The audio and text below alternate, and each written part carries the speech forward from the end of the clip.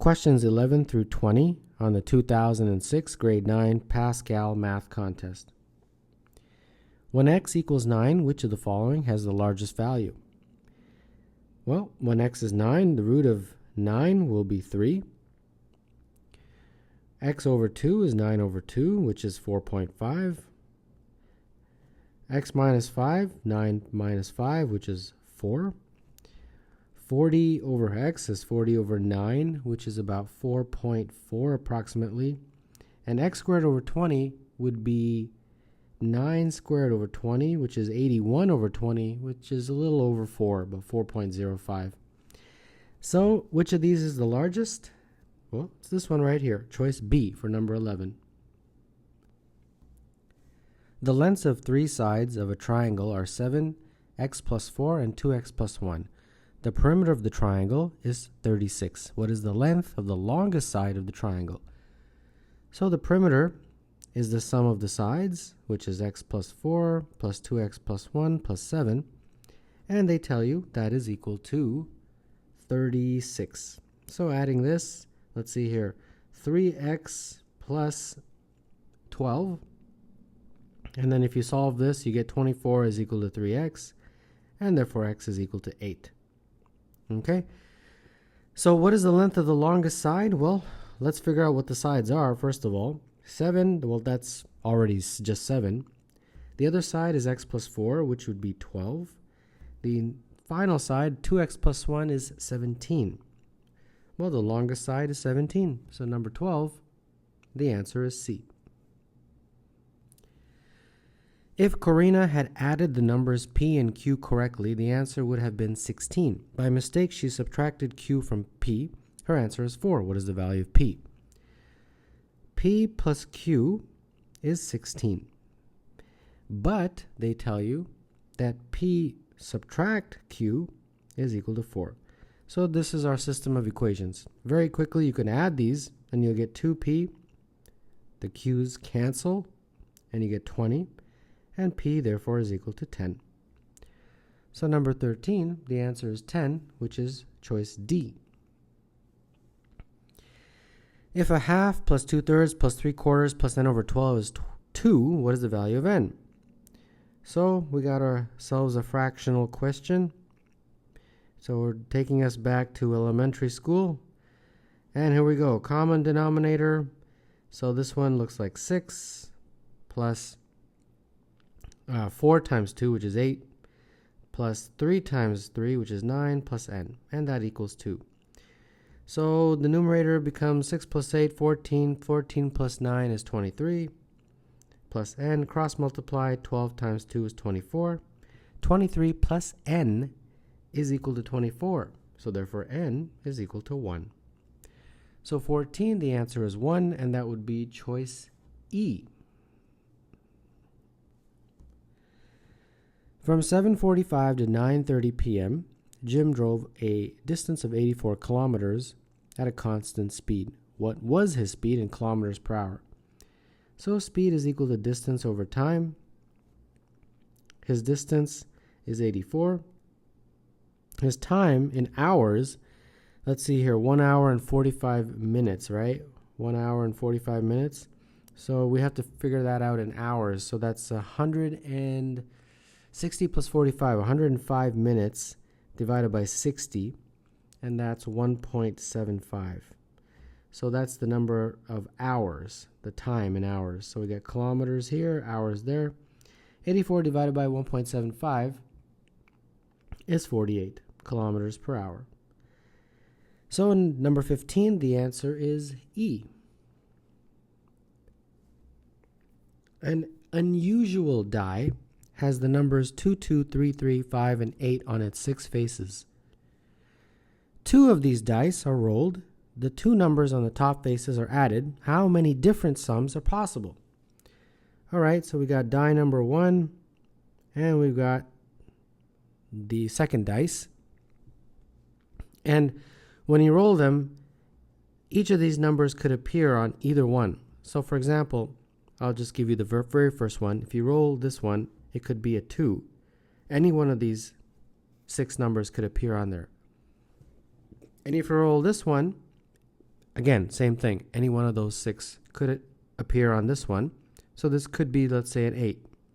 And therefore the sum obviously would be 10. And they want you to figure out how many different sums are possible. Okay, quickest way to do this, in my opinion, is just to make a list. So I can have, for the first die, a 2, second die, a 2. First die 2, second die 3. I can have 2 and a 5. I can have a 2 and an 8. Okay, so that sort of exhausts my 2's. And the sum would be 4, 5, 7, and 10. Correct? All right, let's do this again. Now let's use 3. If 3 is the number on the first dice, the second dice could be a 2. I could have 3 and 3. I could have 3 and 5. Or I could have 3 and 8. Now let's calculate the sums. 5, 6, 8, and 11. Let's keep going here. 5 and 2, 5 and 3, 5 and 5, and 5 and 8. Now let's look at these sums. 7, 8, 10, and 13. And I think I've got one more, and that is 8. I can have 8 and 2, 8 and 3, 8 and 5, or both die show 8. That is definitely possible. And now the sums, 10, 11, 13, and 16. Now we've got to figure out how many different sums. Well, the answer is not 16. Well, that's not even one of the answer choices. But remember, there's some of these sums appear more than once, so we have to find unique sums, different sums. All right, 4, 5, 7, 10. I'll just circle the unique ones. 5 has already been counted. 6, no, that's unique. 8 is unique, so is 11. 7's already been counted, so has 8, so has 10. 13 is new. 10's already been counted. 11 has already been counted, so has 13. 16 is new. So in terms of different or unique sums, 1, 2, 3, 4, 5, 6, 7, 8, 9. So 16, the answer is 9, and that would be choice D. In the diagram, point E lies on the line segment AB, and triangles AED and BEC are isosceles. Also, angle DEC is twice angle ADE. What is the size of angle EBC? Well, this is isosceles, so therefore these two angles are the same, this one and this one. So if that's 70, then that's 70. Okay? And then therefore this angle, since the sum of the angles of a triangle add up to 180, that's going to be 180 minus 70 minus 70. And that is equal to 40. So this angle in here is 40. And they tell you that DEC, this angle, is twice ADE. ADE is this one. So this angle is twice of 40, so that means this angle is 80. All right, well, we're getting there. The sum of the angles about a line are always equal to 180. So if this guy is x, 70 plus 80 plus x has to equal 180, like this. So that means x is equal to 30. And therefore, we are almost done. If this is isosceles with these little symbols, that means these two angles are the same. So that means the sum of all those angles has got to be 180. And this gives me 2y is equal to 150, and therefore y is equal to 75. And that's what they wanted, this size of angle EBC. EBC is y. So that's 75, and therefore number 17, the answer is A. In the diagram, the grid is made up of squares. What is the area of the shaded region? All right, we have to break this up into, little triangles and things like that. So this is the first one right here, that triangle, like that. And that's going to be 1/2 base times height, and the base 3 and the height is 1. Then I'm going to add this rectangle, And these are unit squares, right? Because from here to here is 2. So each of those is like 1 and 1. And this whole thing is 12. And there's 12 of those squares. So that means each of these is 1. So those 3 have an area of 1 each. So add 3. Okay, that takes care of that. Let's move on. Now let's go to this triangle right here. Again, 1/2 base times height. Base is 3, height is 1. And then let's add, let's see here. Well, there's several ways of doing this. I mean, it doesn't matter. I mean, whatever way you're comfortable with. I'm sure you have a shortcut. Here's 1, 1, 1, that's 3. And then again, this triangle, 1/2 base times height.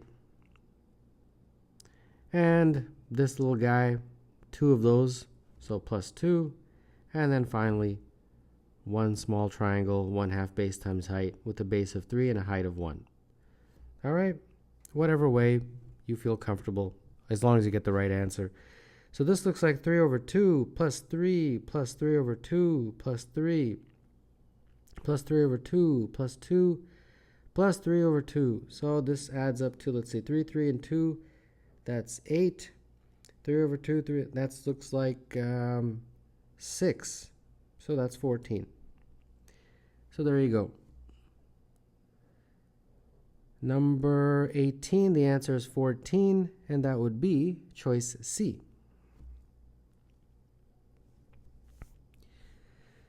The sum of 10 consecutive integers is s. 10 times the smallest of these integers is t. What is the value of s minus t? So sum of 10 consecutive integers, x plus 1 plus x plus 2, all the way up until x plus 9. And they tell you that is equal to s. If you add all this up, this becomes 10x plus 45, and that is equal to s. Then they say that 10 times the smallest of these integers is t. Well, the smallest of these integers obviously is x. And they tell you that 10 times that is equal to t. Okay? And then they want you to figure out the value of s minus t. Okay, s is 10x plus 45. T is 10x. Well, the 10x's cancel, leaving you with just 45. So number 19, the answer is A. 5 identical rectangles are arranged to form a larger rectangle PQRS. As shown, the area of PQRS is 4,000. The length x of each of the identical rectangles is closest to. All right. So if this is x, and they're labeling x as the length, right? They tell you that. So I'm going to label the width just as w, like that. And the first thing I notice is that 3w is equal to 2x, because those two sides are the same. So this is my first relationship right there. And then they tell you that the area is 4,000. So the area of this whole entire PQRS is 4,000. All right.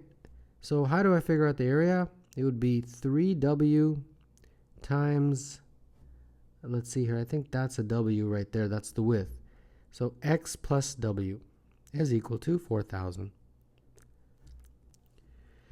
So from this equation, we get w is equal to 2x over 3.